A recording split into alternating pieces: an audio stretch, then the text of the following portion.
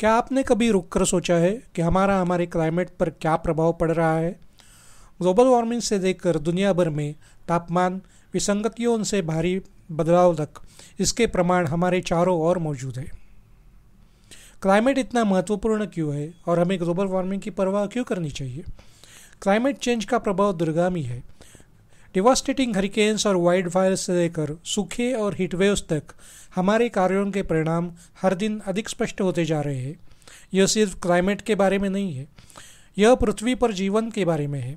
चलिए सबूतों को देखकर शुरुआत करें।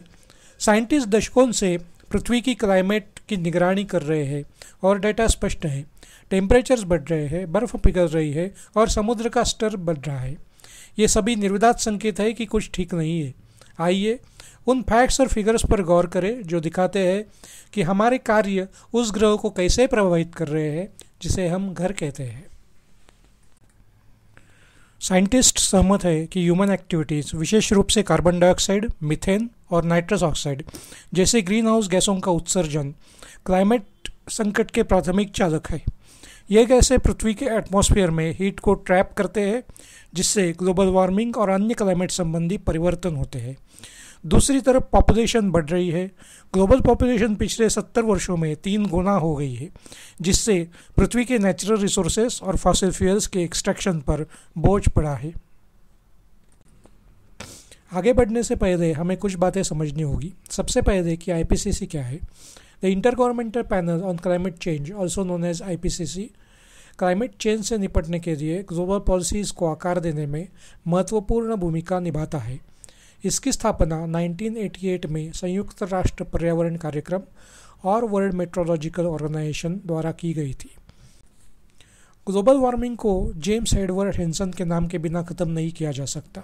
वह एक प्रसिद्ध क्लाइमेट साइंटिस्ट है जिन्होंने सबसे पहले ग्लोबल वार्मिंग के मुद्दे पर जनता का ध्यान आकर्षित किया।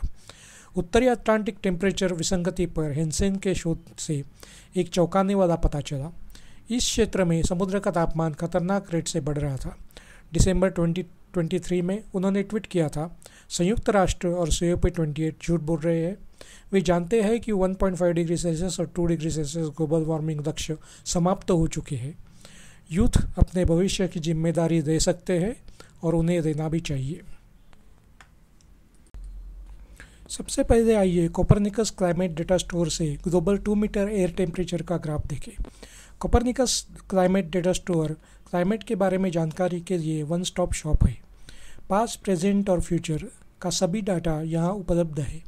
यहाँ कैटलॉग के माध्यम से क्लाइमेट डेटा सेट की वाइड रेंज ऑफ इंफॉर्मेशन मिल सकती है।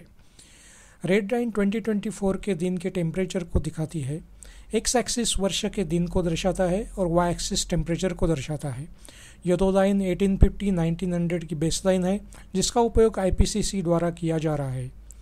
रेड लाइन आउटलाइनर है जो औसत से दूर जा रही है। अगला डाटा फिर से कोपरनिकस क्लाइमेट डेटा स्टोर से ग्लोबल सी सरफेस टेम्परेचर ग्राफ है। रेड लाइन 2024 के दिन के टेम्परेचर को दर्शाती है। एक्स एक्सिस ईयर के दिन को दर्शाता है और वाई एक्सिस टेम्परेचर को दर्शाता है। ये दो लाइन 2023 की है और ये क्लियरली देखा जा सकता है कि रेड लाइन और ये दो लाइन का अंतर बढ़ता जा रहा है। ये डाटा सेट लियोन सीमंस और प्रोफेसर इयड जैकबसन से सहित कई वैज्ञानिकों द्वारा तैयार किया गया है। अगला data set great tracks ice coverage है। 2024 इनक्रेडिबली लो आइस लेवल्स को दिखा रहा है।